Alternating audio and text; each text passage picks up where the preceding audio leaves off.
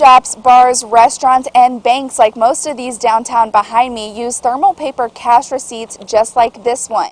As you can see, the railing is bent and the road is eroding into the creek. Signs like this are posted in different neighborhoods that have agreed to be a part of the Community Watch program. A press conference was held earlier today at 3:30 regarding a false claim of Ebola. Someone called into St. Mary's Hospital today claiming that they had someone in their apartment that was sick and had recently traveled from Africa.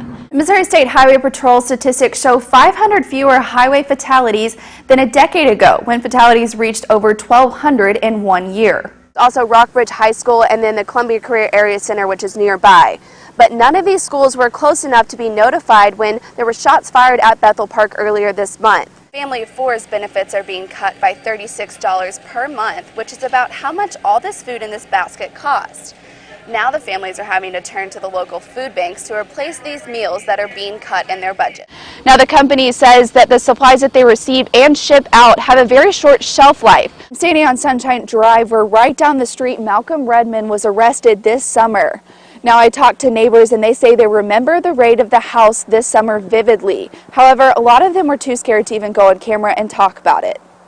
Well, this right here is the complaint from Broadcasting Music Incorporated, or BMI, in New York City. I'm standing in front of the Rustic Road Bridge, which is narrow and is actually rusting in some parts of the bridge.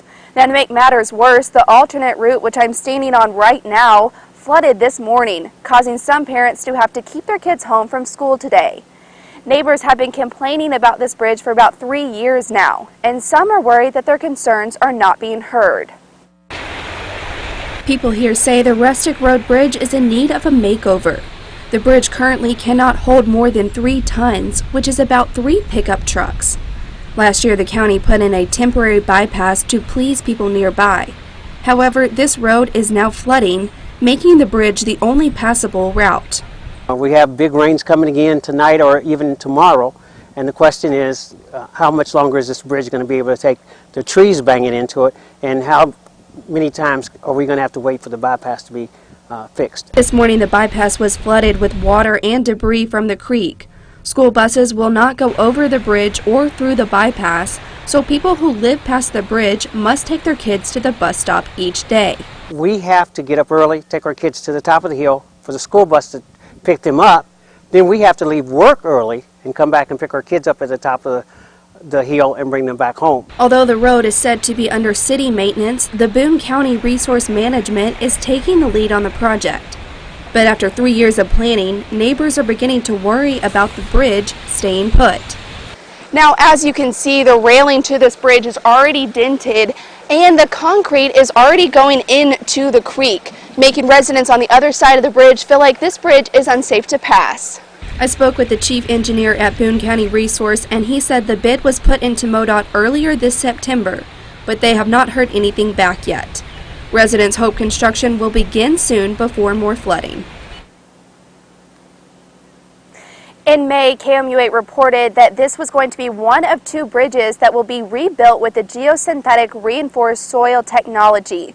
But as you can see, that has not happened yet. Reporting live in Columbia, Meredith Miller, KMU8 News. Fireball Cinnamon Whiskey has become a very popular drink over the past few years, especially for young drinkers.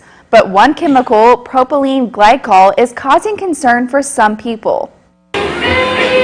With the slogan, "Tastes like heaven, burns like hell," Fireball Whiskey has been flying off the shelves in bars and liquor stores. I would say Fireball is the #1 shot that we have here. It has basically become like the Kleenex of shots, basically. A few European countries, though, may cause some trouble for this fiery drink. Norway, Sweden, and Finland recently recalled the drink when they learned a chemical commonly found in antifreeze is used to make the whiskey. The chemical propylene glycol is used to make Fireball. However, this chemical is considered generally recognized as safe by the Agency for Toxic Substances and Disease Registry. Now, I spoke to almost every bar in downtown Columbia, and they told me that distributors are still sending the Fireball whiskey for them to sell because it has not been banned in the United States. The food and drink regulations for European countries have historically been more strict than the United States.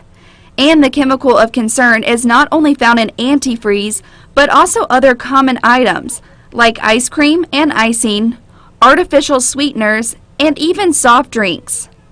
The company that owns Fireball Whiskey says it will be changing the formula for Europe, but some store owners hope they change it for all distributors. Just hope whatever Fireball has going on, I hope they fix it, change it, and get it ready for the public again because they love the shot. The company hopes to get Fireball back on the European shelves in 3 weeks. And for now, the bottles stay put on American shelves. The FDA does not have any plans right now to ban Fireball in the United States. Well, Jamie, we talked to almost every school board in mid-Missouri, and no one right now wants their teachers to carry a weapon on campus. Most schools said it's due to the fact that they already have protection officers on campus or on call, and the program is too expensive. Mid-Missouri school boards are hesitant to allow teachers to carry guns on campus, even though the Missouri legislature passed a law that would allow them to do so. The law would allow schools to delegate one or more of their staff members to conceal and carry after participating in extensive training. Although the bill was voted on and accepted, it does not require schools to adopt the idea. Legislature's credit, they allowed each individual school board to make decisions based on this bill.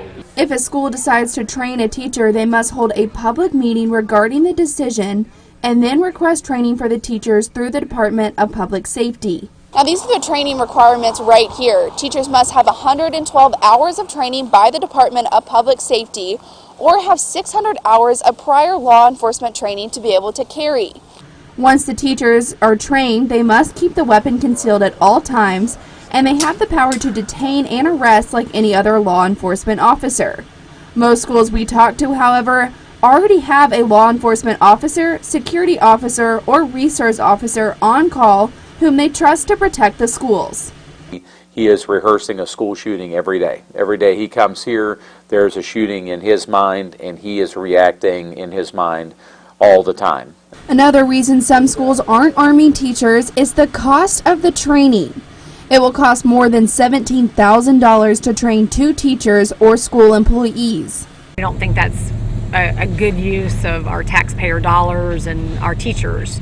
And we believe that teachers were hired to teach, not to protect our schools in that regard. Most schools also have other safety measures to protect their students, including buzz-in systems, intruder and self-defense drills, and protection training. So they don't think adding more guns is necessary. We've actually had safety devices in place for several years now. The buildings both of the buildings you have to be buzzed in. Both secretaries in this building have a phone that they can see the person on the screen. We are on constant lockdown all the time. One district that might add guns is the Columbia Public Schools, but they won't be arming teachers. The district is working on a new security measure that would include allowing their security directors to carry guns. However, the district was considering these measures before the bill was even passed. The role of an educator is to teach in class, and that there are law enforcement officers as well as our safety and security officers who are trained to handle those types of crisis situations and trained to handle a gun in an appropriate atmosphere. As for the new law, no school has asked for training yet, but some say this does not mean they won't in the future. I can see both sides of the coin. It's just not right for us at this point in time. To see what school protection plans are in your kid's school, visit our interactive map at KMU.com. You'll be able to click on each district and find out if they responded to our calls and reasons for not allowing teachers to carry.